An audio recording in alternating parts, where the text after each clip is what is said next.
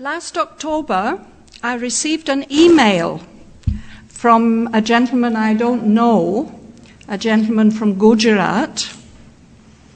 The email informed me that it had been decided that the centenary of Sri Aurobindo's realization of the silent Brahman would be celebrated by all the Sri Aurobindo centers of Gujarat on the 5th and 6th of January. That was Saturday and Sunday.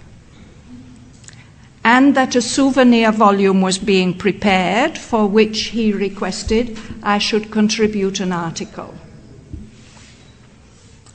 So I was puzzled. I was really puzzled. Of course, I'd heard of this major realization of Sri Aurobindo's and that it was, in a way, the start of his sadhana. I knew that it had happened in Baroda. I had always assumed that it had taken place during Sri Aurobindo's stay in what is now the Sri Aurobindo Nivas, the house he lived in during his stay in Baroda. He was there for 13 years after all, from 1893 to 1906 he lived in Baroda. And when Nargis and I were involved in the first fundraising for Savitri Bhavan, we were invited to stay in the Sri Aurobindo Nivas, and we were given VVIP treatment there. We were lodged in the room between where Pujalal had stayed and the one where Champaklal had stayed.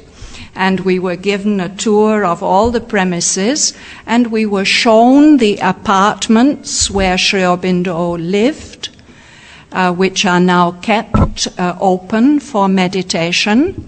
And very, very proudly, they showed us, recently acquired, the swing with beautiful iron chains on which Sri Aurobindo had sat when he was meditating with Lele.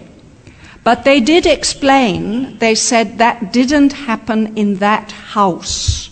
It had happened in another house, and that the owners of that house had been very reluctant to part with the swing, but finally it had come to Sri Aurobindo Nivas and they kept it in a special place there. So I knew that Sri Aurobindo had left Baroda in 1906 to take up the principalship of the first national college, Indian National College in Calcutta. So why was the centenary happening now in January 1908? And because I was puzzled, I set out to find the answer, first of all, to this question, and I got some very interesting surprises on the way. So I thought it would be nice to share part of that journey with you. So the first thing I did was I turned to volume 30 of the Sri Aurobindo Birth Centenary Library. It's the index and the glossary. This was published in 1972. Now, after 30-odd years, they're bringing out a definitive collected works of Sri Aurobindo, but it's not yet complete. The index is not yet complete. But that index to the Birth Centenary Library is a very, very useful volume, and it includes a chronology of Sri Aurobindo's life. So there I made my first startling discovery. It was that in December 1907, Sri Aurobindo was in full political action. He was moving round the country, giving speeches here and there.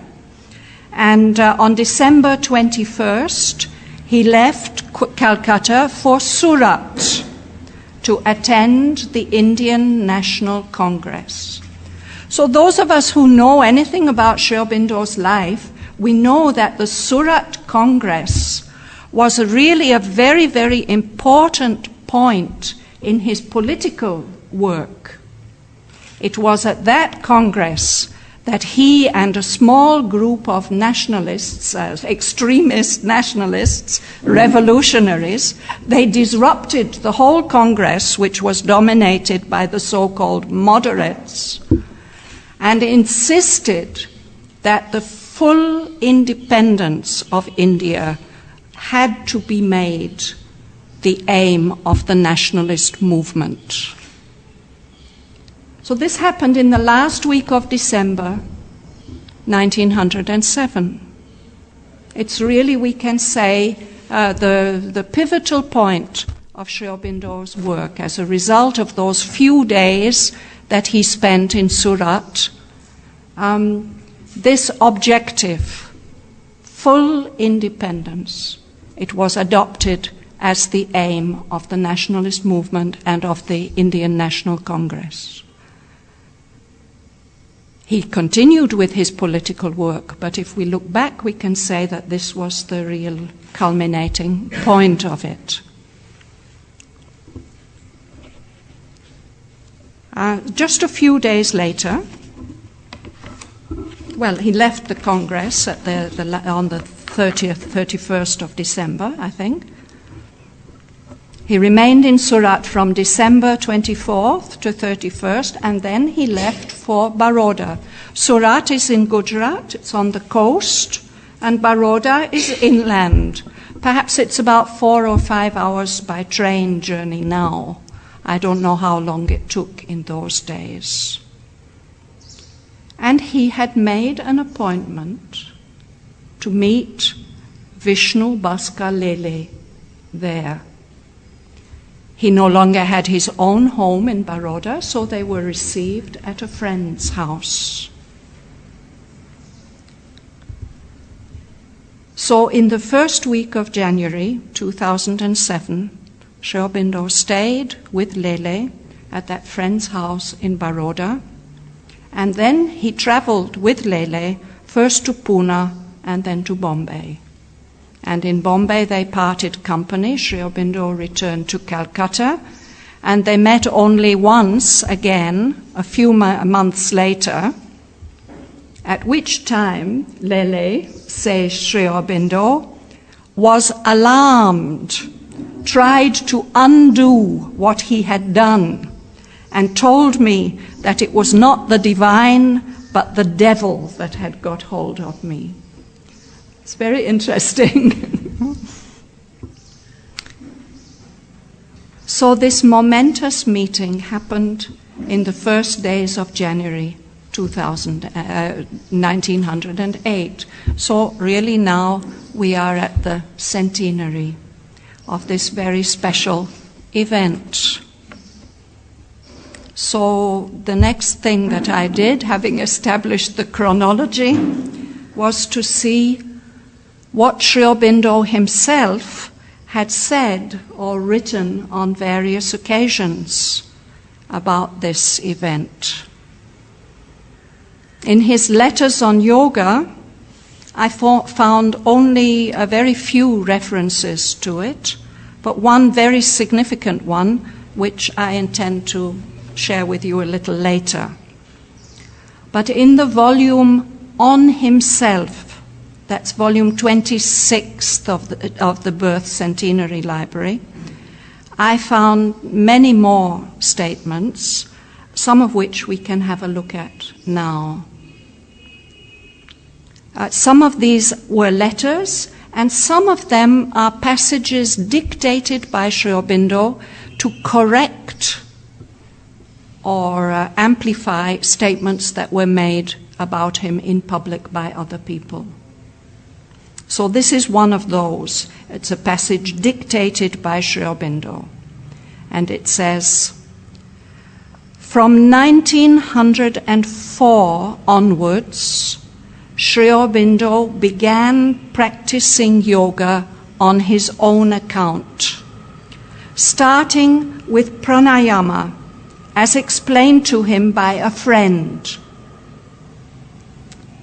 Afterwards, Faced with difficulties, he took help of Lele, who was called for the purpose from Gwalior by Barindra, Sri Aurobindo's younger brother, who was involved with him in the revolutionary movement. This was after the Surat Congress in 1908. So Sri Aurobindo mentions this point in several of his letters or dictated clarifications, that he first started practicing sadhana in 1904, but that he wasn't able to make much progress, and that it was Lele who helped him to make the needed breakthrough in January 1908. Here's another passage dictated by Sri Aurobindo.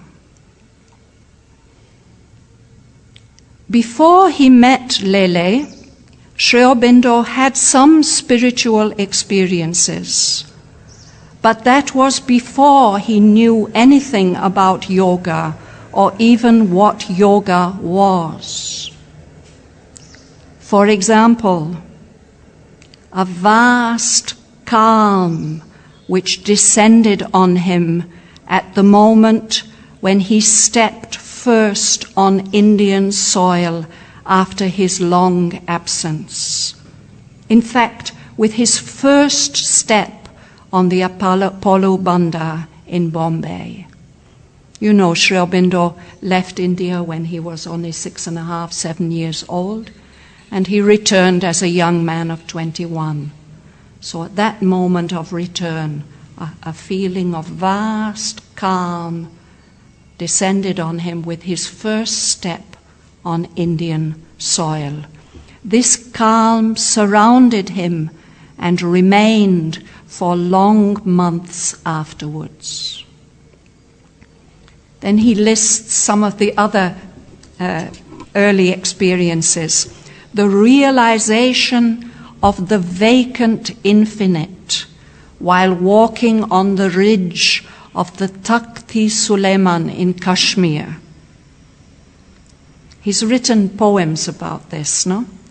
The living presence of Kali in a shrine on the banks of the Narmada.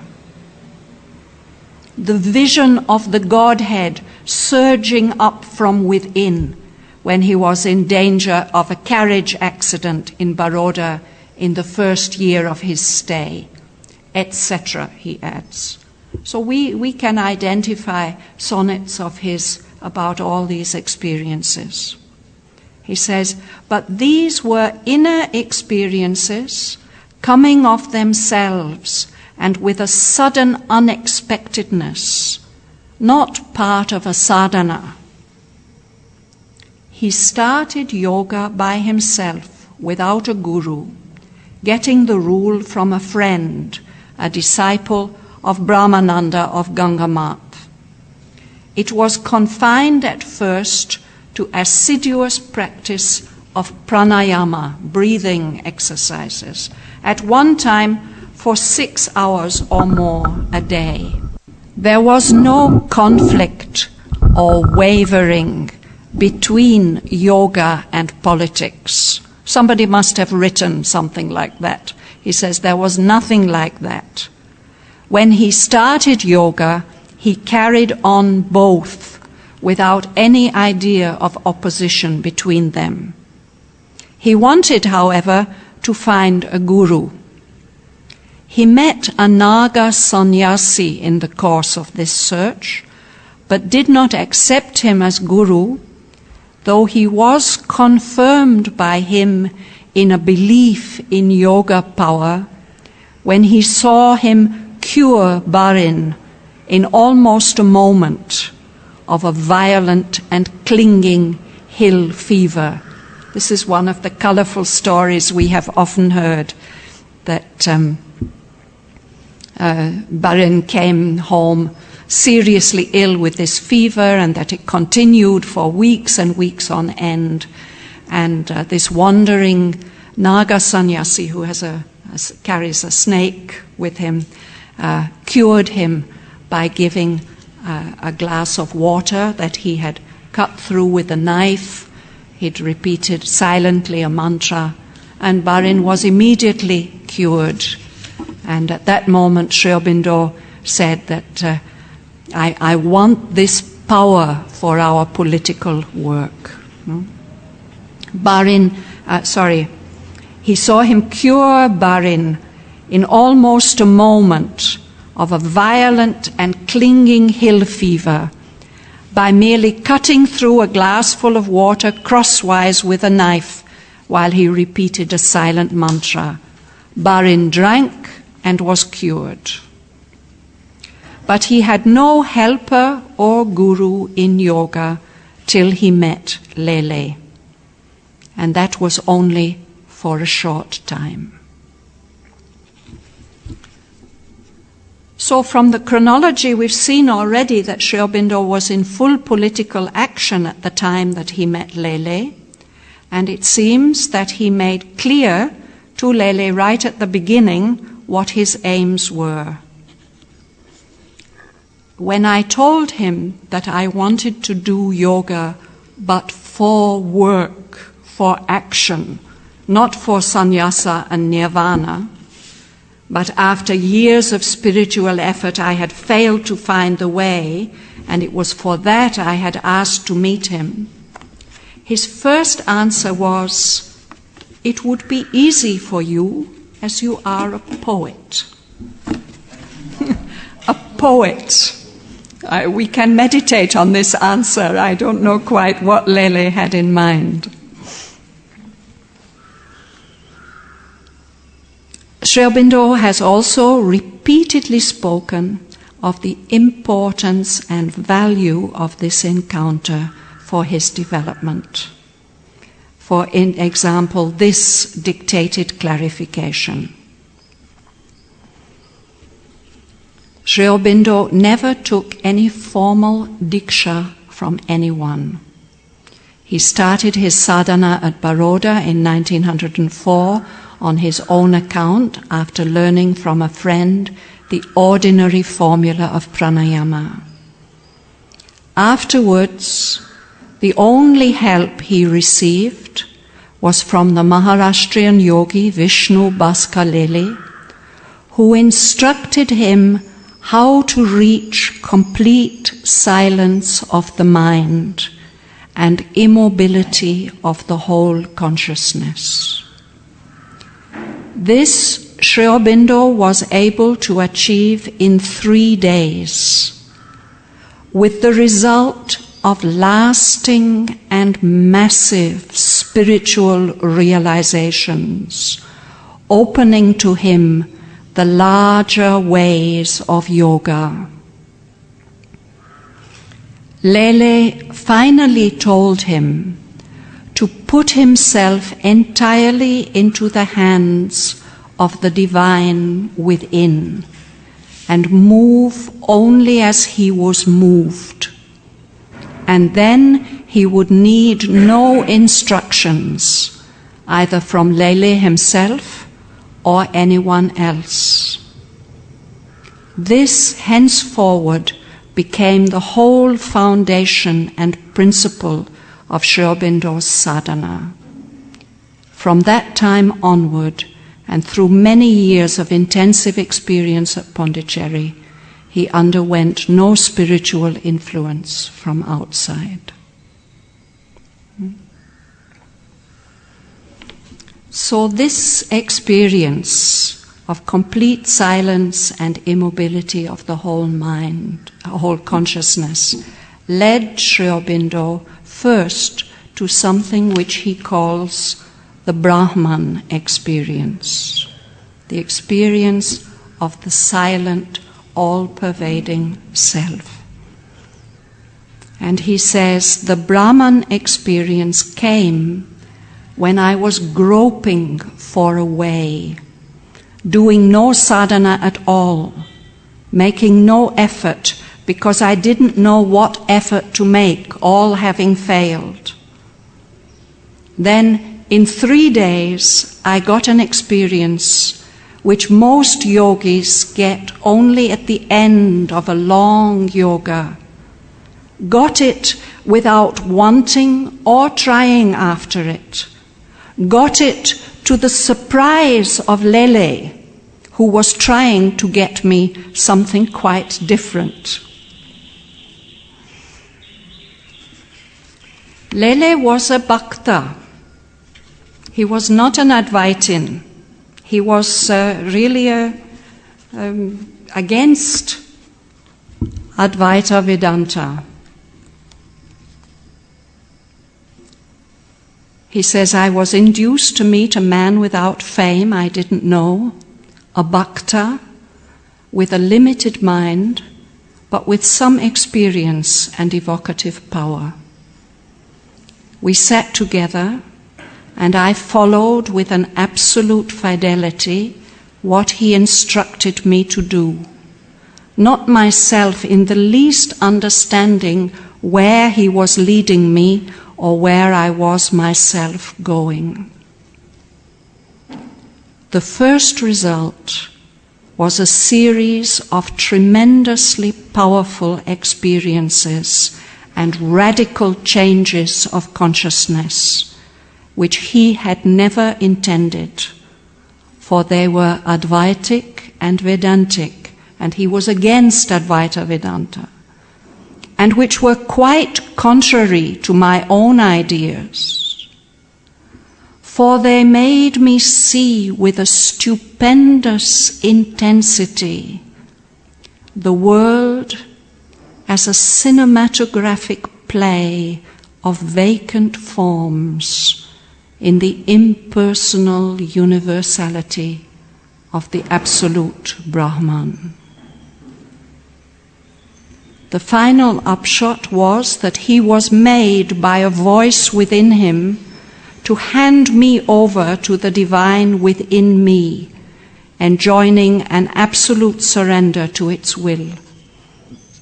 A principle, or rather a seed force, to which I kept unswervingly and increasingly, till it led me through all the mazes of an incalculable yogic development, bound by no single rule or style or dogma or shastra, to where and what I am now, and towards what shall be hereafter.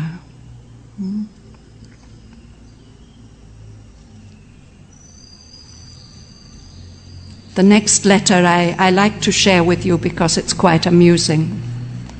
He says, in my own case, he's telling somebody that we can never really predict what the divine is going to do with us. No? So he says, in my own case, I owe the first decisive turn of my inner life to one who was infinitely inferior to me in intellect, education, and capacity, and by no means spiritually perfect or supreme. But having seen a power behind him and decided to turn there for help, I gave myself entirely into his hands and followed with an automatic passivity the guidance. He himself was astonished and said to others that he had never met anyone before who could surrender himself so absolutely and without reserve or question to the guidance of the helper. The result was a series of transmuting experiences of such a radical character that he was unable to follow and had to tell me to give myself up in future to the guide within with the same completeness of surrender as I had shown to the human channel. So what was the method by which this extraordinary result was achieved? It is my great debt to Lele, says Sri Aurobindo, that he showed me this. Sit in meditation, he said, but do not think. Look only at your mind. you will see thoughts coming into it. Before they can enter, throw these away from your mind till your mind is capable of entire silence. I had never heard before of thoughts coming visibly into the mind from outside, but I didn't think of either of questioning the truth or the possibility. I simply sat down and did it. In a moment, my mind became silent as a windless air on a high mountain summit. And then I saw one thought and then another coming in a concrete way from outside. I flung them away before they could enter and take hold of the brain. And in 3 days, I was free.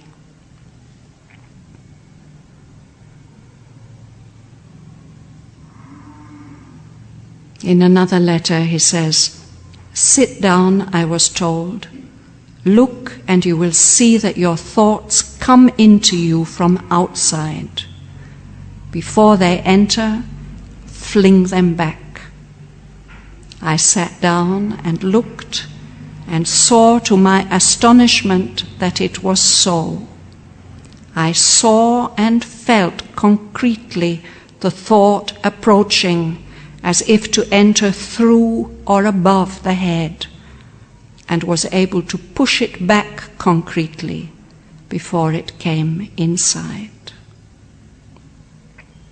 So this was the method. But what was the outcome? He says a series of experiences. No?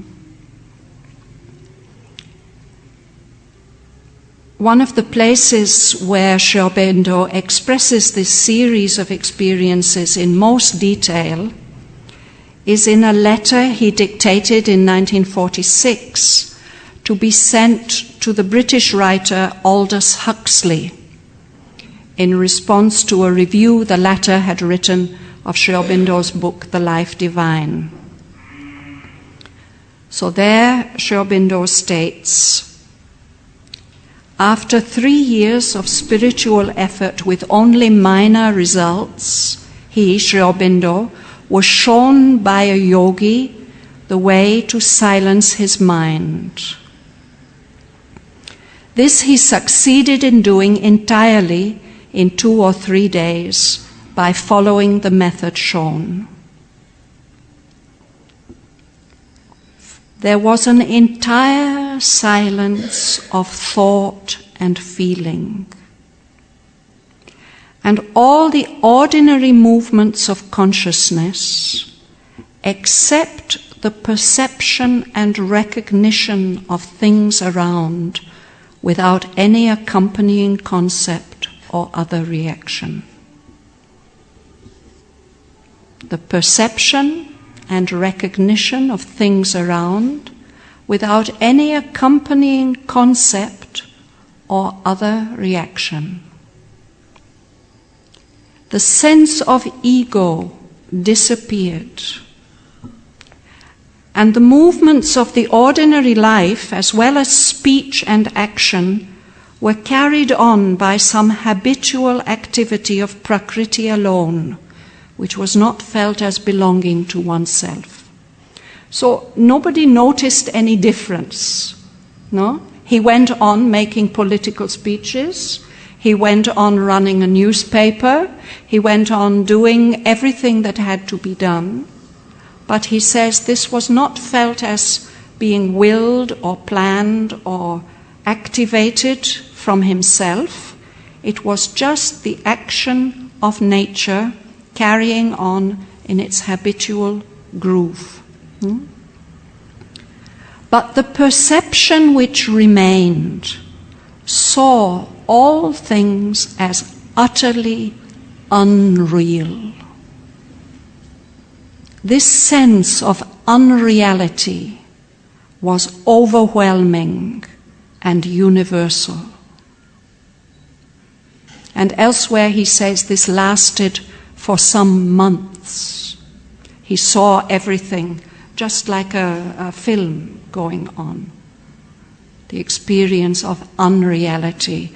Of course, this is an experience which has been reported by many yogis and by many, it's considered to be the goal of the path. This is the so-called Nirvana experience, or the in Vedantic path, Advaita Vedanta, Moksha, liberation. You're liberated from the illusion of all the appearances of life. But after some time,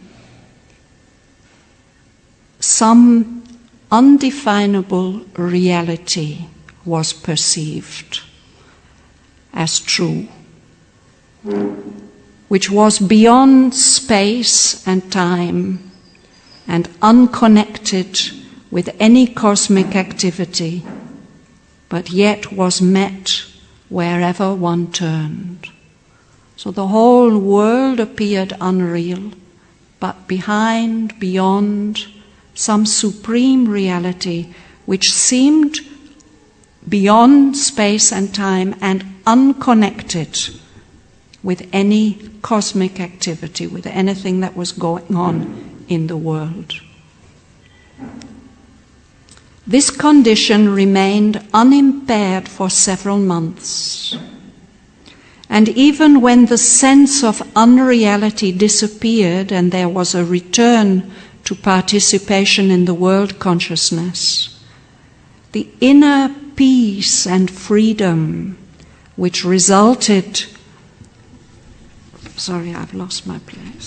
which resulted from the realization remained permanently behind all surface movements, and the essence of the realization itself was not lost.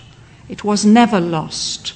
He always kept that silence of the mind, that freedom from illusions, the peace and the calm. At the same time, an experience intervened. Something else than himself took up his dynamic activity and spoke and acted through him, but without any personal thought or initiative. What this was remained unknown until Sri Aurobindo came to realize the dynamic side of the Brahman, the Ishvara, and felt himself moved by that in all his sadhana and action.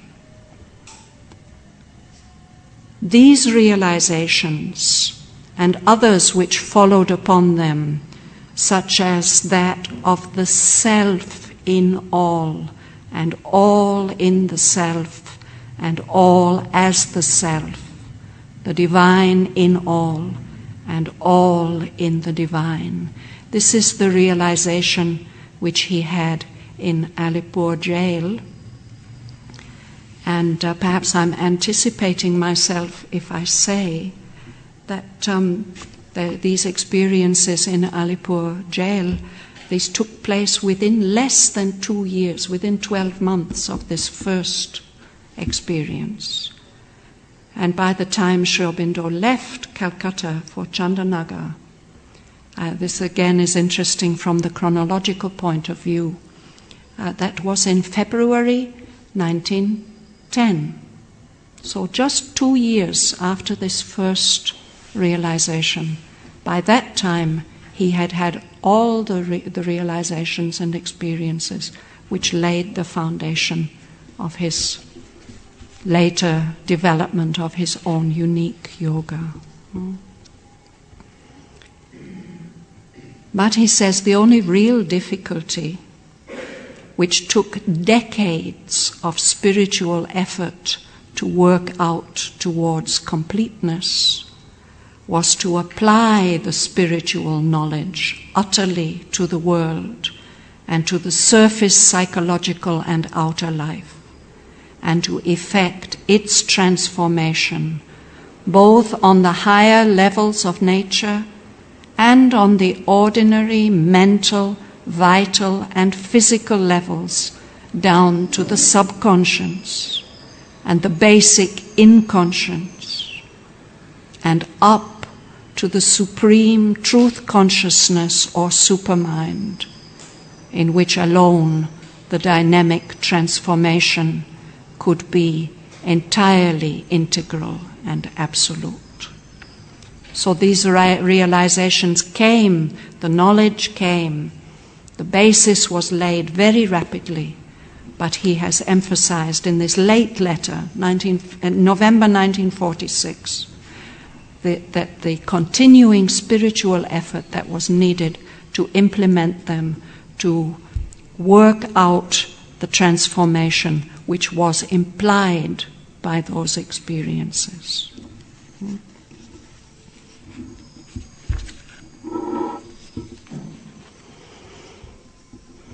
I'd like to read another letter. Again, it gives some details about what the experience really was. My first major experience, radical and overwhelming, though not, as it turned out, final and exhaustive, came after and by the exclusion and silencing of all thought. There was first what might be called a spiritually substantial or concrete consciousness of stillness and silence. Then the awareness of some soul and supreme reality in whose presence things existed only as forms, but forms not at all substantial or real or concrete. But this was all apparent to a spiritual perception, and essential and impersonal sense. And there was not the least concept or idea of reality or unreality or any other notion, for all concept or idea was hushed, or rather entirely absent in the absolute stillness. These things were known directly through the pure consciousness and not through the mind. So there was no need of concepts or words or names.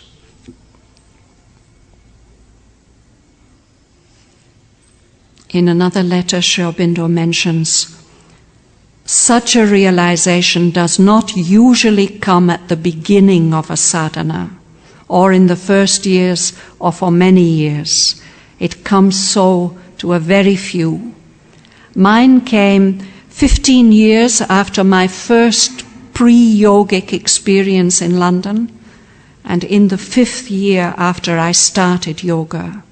That I consider extraordinarily quick, an express train speed almost, although there may no doubt have been several quicker achievements.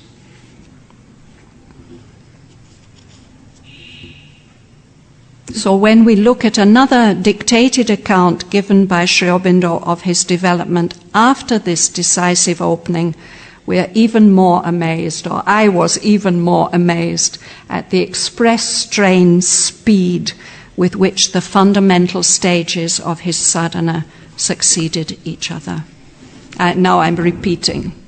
By the time that he left Calcutta for Chandanagar in February 1910, that is to say, only 2 years after the meeting with Lele, Sri Aurobindo, and these are his own words, had already realized in full 2 of the 4 great realizations on which his yoga and his spiritual philosophy are founded. The first he had gained while meditating with the Maharashtrian Yogi Vishnu Bhaskar Lele at Baroda in January 1908.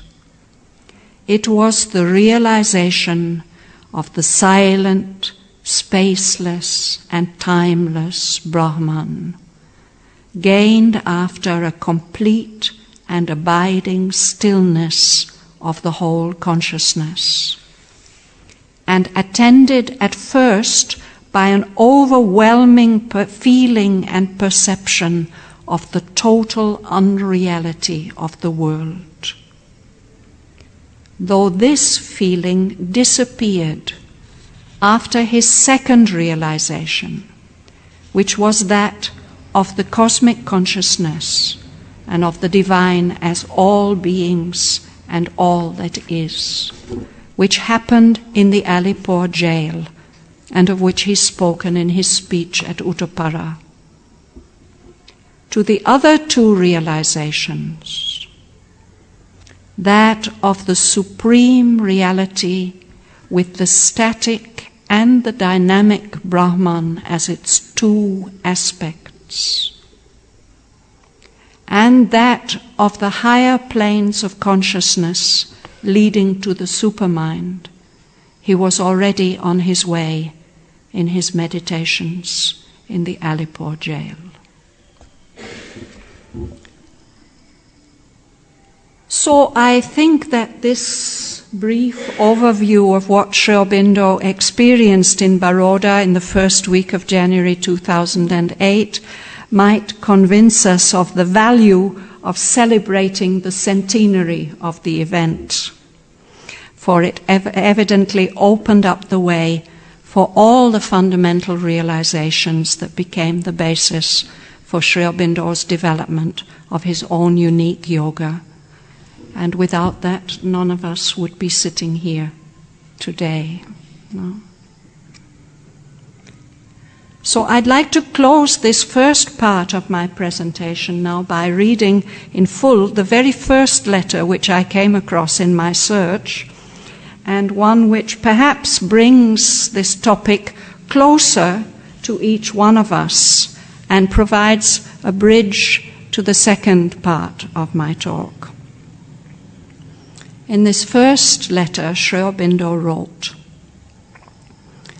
"One cannot be a fully developed mental being if one has not a control of the thoughts, is not their observer, judge, master, the mental Purusha, Manomaya Purusha, Shakshi, Anumanta, Ishvara.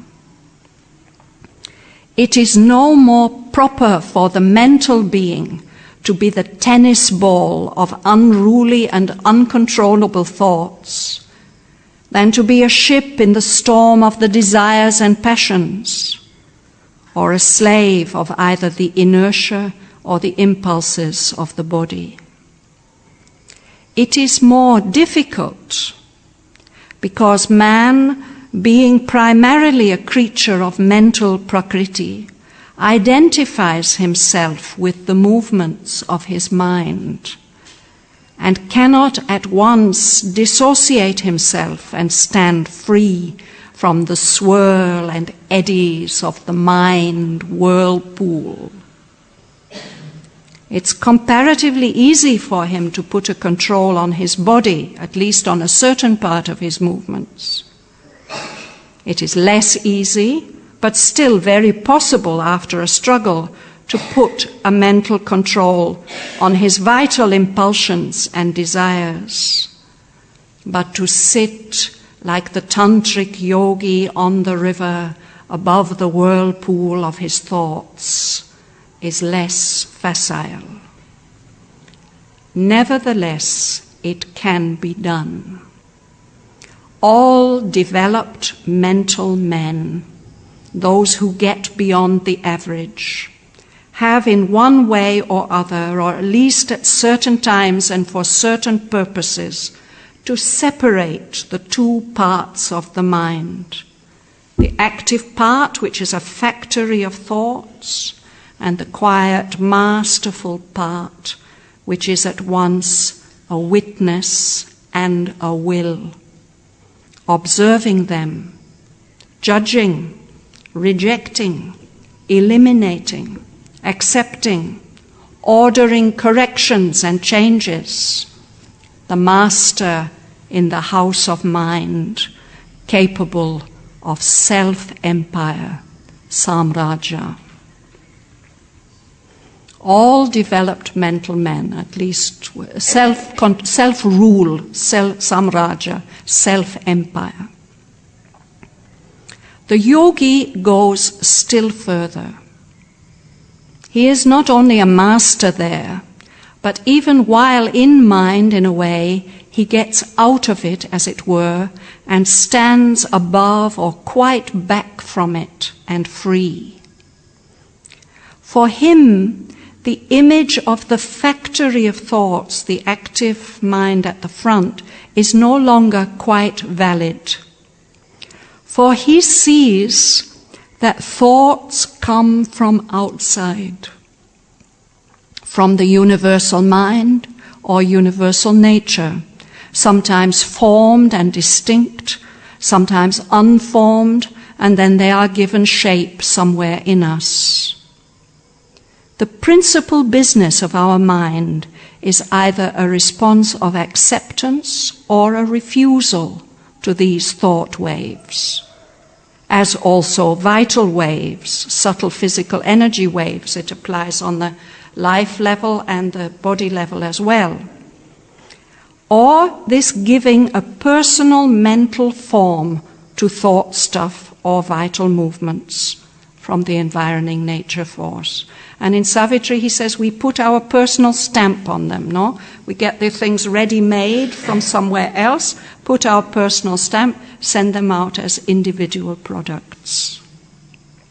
So he says it was my great debt to Lele that he showed me this. No?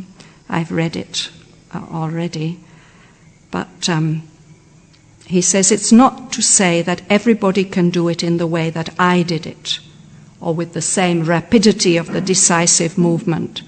For, of course, the latter, fullest developments of this new, untrammeled mental power took time, many years. But a progressive freedom and mastery of one's mind is perfectly within the possibilities of anyone who has the faith and the will to undertake it.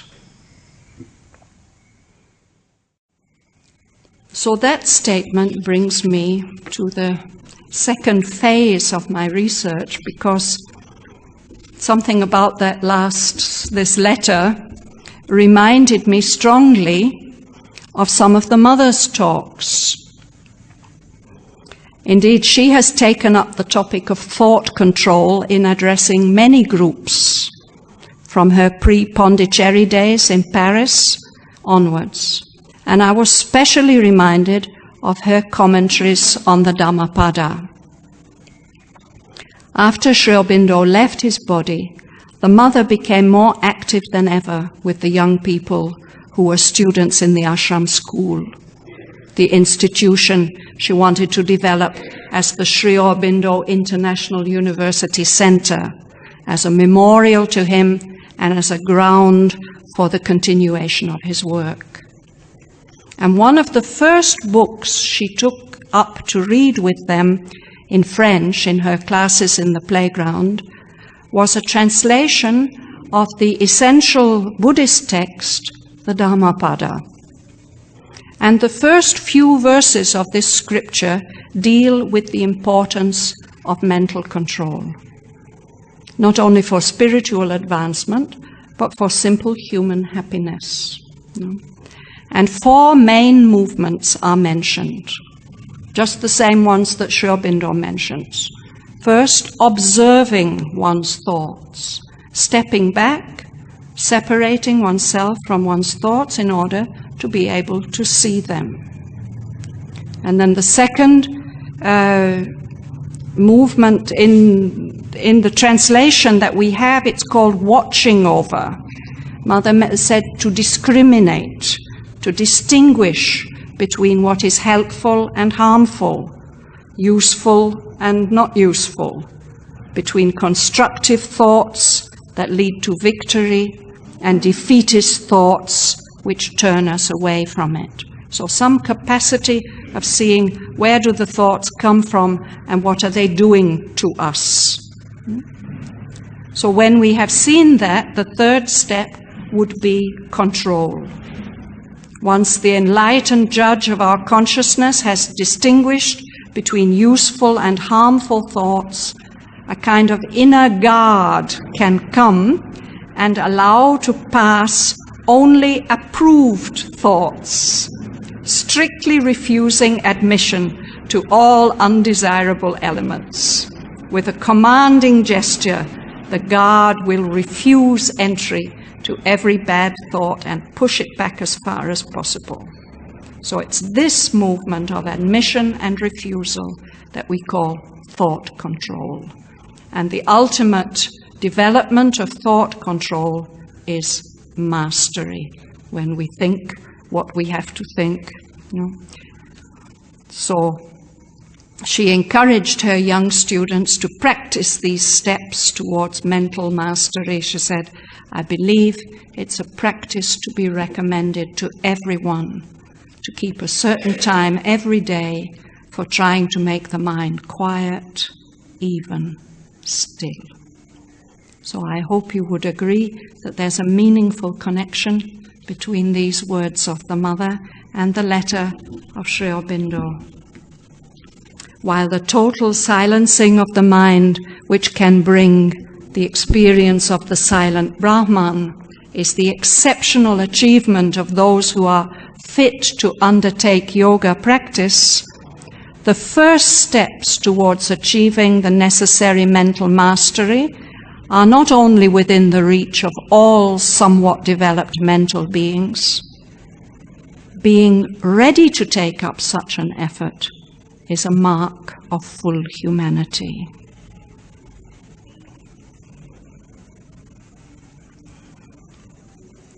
The first two steps indicated by the mother in her commentaries on the Dhammapada are the steps of witnessing, first observing, then discriminating. Sri Aurobindo said a witness and a will. No? So the first two steps are functions of the witness, and the second two steps involve the will, controlling and practicing control until one attains complete mastery.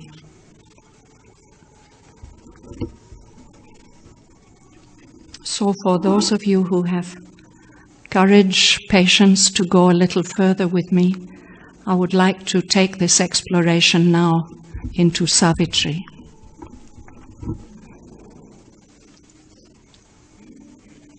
Sri Aurobindo describes the experience of the silent self in several places in Savitri.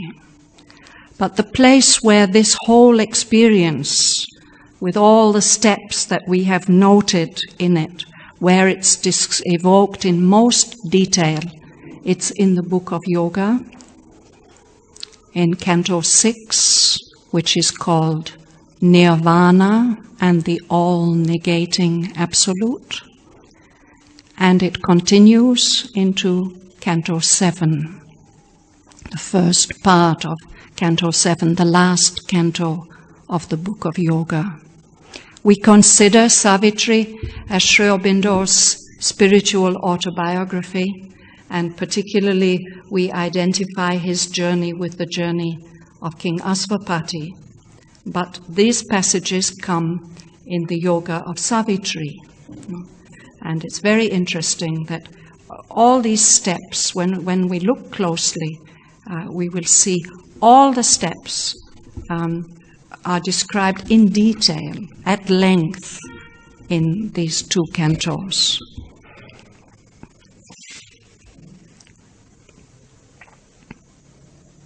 First of all, Sri Aurobindo speaks about the realization of the silent, spaceless and timeless Brahman. And then he mentions it is Nirvana.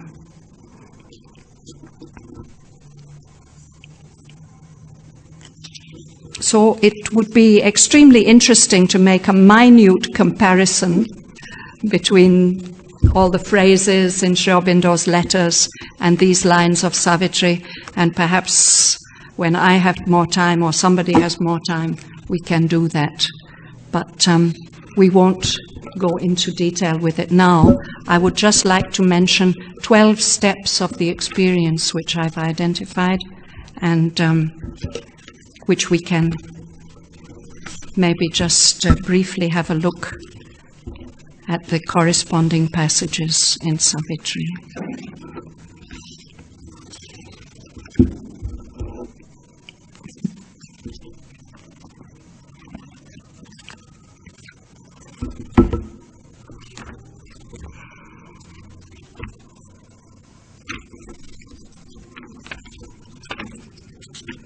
You know, Savitri has already discovered her psychic being, and then she has this devastating experience of some power, cosmic power, that seems to have the ability just to lay all her inner world waste. And then she's given a guidance that in order to fulfill your mission, you are going to have to going to have to expand your consciousness so much that whatever happens in the universe, even if the whole earth is just destroyed, it'll be just a tiny incident in a corner of it. And she's guided to look into herself. She bowed her head and mused, plunging her deep regard into herself in her soul's privacy in the silent night. Aloof and standing back, detached and calm, a witness of the drama of herself, a student of her own interior scene, she watched the passion and the toil of life, and heard in the crowded thoroughfares of mind the unceasing tread and passage of her thoughts. All she allowed to rise that chose to stir, calling, compelling naught, forbidding naught, she left all to the process formed in time and the free initiative of nature's will. Any of you who have practiced Buddhist meditation will recognize that this is practically the first step, no? To step back, not to exercise control, simply to observe. And after this observation process, she is able to distinguish what Sri Aurobindo calls the many births of thought. They come up from all over. They come up from the body, they come from this chakra, from that chakra, they come from outside. So seeing all those many, many births of thought, where all the different thoughts are coming from, she decides to exercise control.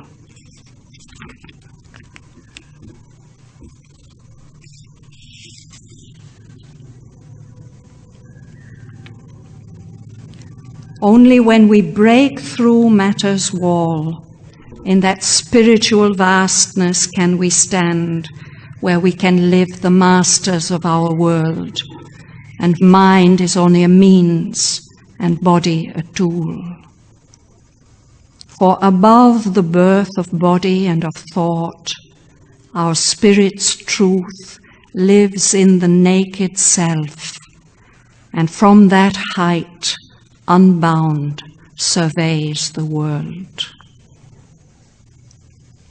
Out of the mind she rose to escape its law, that it might sleep in some deep shadow of self, or fall silent in the silence of the unseen. High she attained, and stood from nature free, and saw creation's life from far above. Thence upon all she laid her sovereign will, to dedicate it to God's timeless calm. And with that laying on of the will, actually we see there are 4 stages. First of all, everything becomes quiet. Only sometimes little waves rise and fall. And yet this factory has stopped working. Nothing like that. The mind seems like a vast empty room. Sri Aurobindo says, this men call quietude and prize as peace. But to her deeper sight, all yet was there, effervescing like a chaos under a lid. Feelings and thoughts cried out for word and act, but found no response in the silenced brain. So if the control is lifted, this is just going to explode, no? But as she goes on, keeping the control, the will, this too paused. The body seemed a stone. All now was a wide, mighty vacancy, but still excluded from eternity's hush. Still was far the repose of the Absolute, and the ocean silence of infinity. Still some thoughts can come, and this is when she has the experience of the thoughts coming from the space outside. He uses a lovely image looking like ships approaching one by one a familiar port, ignorant of embargo and blockade, and then as they approach, boom, the will stops them. They sink. And again it comes, and again they're stopped. And when it has happened sometimes, then all grew still, nothing moved anymore.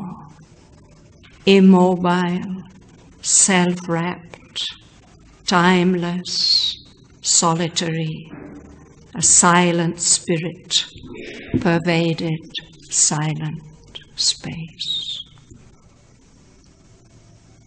And then there's a long description of what Sri Aurobindo has mentioned in his letters, the sense of unreality and the recognition that Prakriti, nature, is just going on acting, doing all the necessary movements. I could just read a few lines which are very beautiful, the way that she sees the forest.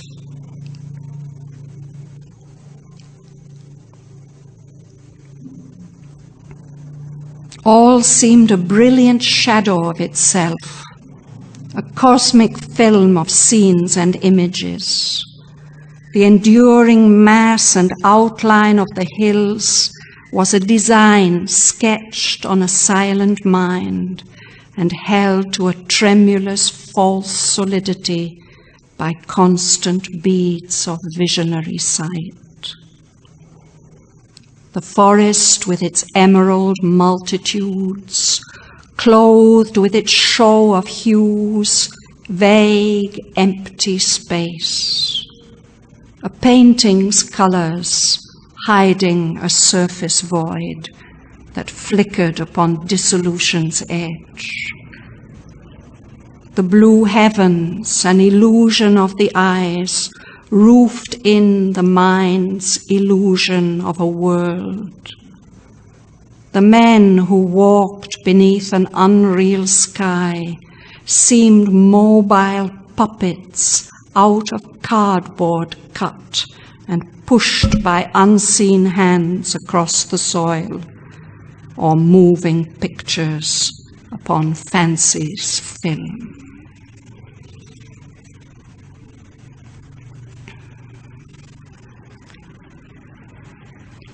Yet, something was there behind the fading scene.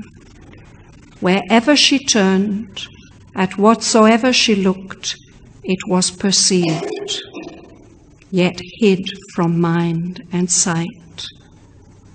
The one only real shut itself from space and stood aloof from the idea of time.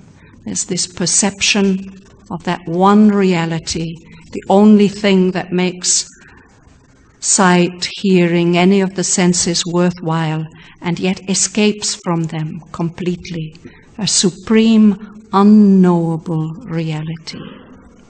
And concentrating on that, a formless liberation came on her.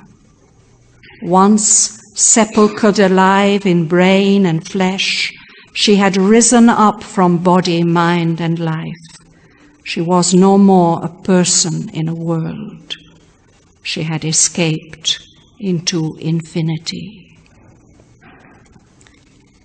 And Sri Aurobindo describes how the whole individual being dissolves until there's only a faint record of a self now past, a vanishing vestige like a violet trace. She can see the possibility that this can just merge into that impersonal vastness.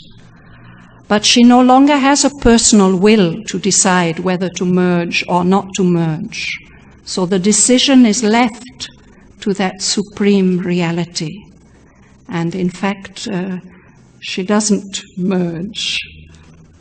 She's kept for a long time, the end of Canto 6 into Canto 7, which describes how she's moving and living her life in the family, in the forest, discussing with the sages. Nobody notices any difference. Only sometimes when they are there meditating with the sages, if there's discourse, some incredible illumination seems to speak through her. This is this intervention that Sri Aurobindo spoke of, that something took up his words or his actions. It did things, he said, at which reason trembles. This experience. And this continues for quite a long time until one night, suddenly, a new voice comes which brings a new experience. A voice began to speak from her own heart that was not hers, yet mastered thought and sense. As it spoke, all changed within her and without. All was, all lived. She felt all being one. The world of unreality ceased to be. A spirit, a being, saw created things and cast itself into unnumbered forms and was what it saw and made. All now became an evidence of one stupendous truth, a truth in which negation had no place, a being and a living consciousness, a stark and absolute reality. So this is the other experience, the experience of the divine in all things and all beings. It's most wonderfully, beautifully described in the rest of Canto 7. This is the discovery of the cosmic spirit and the cosmic consciousness, the second realization which came to Sri Aurobindo in Alipur jail. So if anybody would like to go more deeply into this, I hope I've given you some pointers and shared with you a little of my own thrill at finding out all this. And all thanks to Sri Aurobindo, who willed all for us. Yeah. Okay.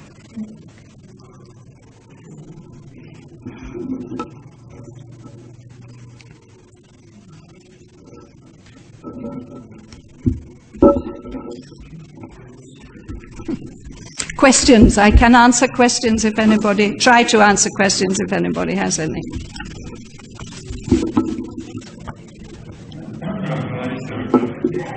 Sorry? I have a comment. A comment, yes? When Lele said, it will be easy for you because you're a poet. Can you tell me what he meant, Gordon? He meant that poets, if they are the inspirational sort, recognize that poetry comes to them from the outside. As Rilke often did. Yes. Artists in general, no? So they are already used to some kind of inspiration. Right? They can recognize when their thoughts are ordinary thoughts, and then suddenly. But what Sri Aurobindo was talking about was the union of contemplation and action. And why this should be easier for poets than other people, I'm not quite sure. But I think Lily meant, this. You should be able to distinguish, you should be able to do this, because as a poet, you already have some experience. Yes. Of course, there are those poets who are not inspirational poets, and simply it's mental activity. Mental activity. I have a question. Yes, Sudarshan. In Savitri, when Sri Aurobindo started writing, is there any date on which he has started? Because in the secret knowledge, he ends the chapter that as a sailor goes, he goes beyond some shore, it is beyond the mind. I was even wondering how to go beyond mind, but he had experienced that. So if the dates are known, it will give you more. Well, of course, he didn't start writing Savitri until the very first version that we have is 1916. So that is already almost a decade on, no? The first narrative version he wrote between 1916 and 1920. The big development of all, the Traveller of the Worlds and all that came in the 1930s. And this book of yoga, actually we can correlate this writing of the book of yoga, these cantos of the book of yoga, with the time of writing that letter to Aldous Huxley in 1946. So, but the study of the chronology of Savitri, it's absolutely fascinating in itself. And our great authority, of course, is Richard Hart's in the Sri Aurobindo archive in Pondicherry. He's the one who has access to all the boxes and has made a very thorough study of all the changes.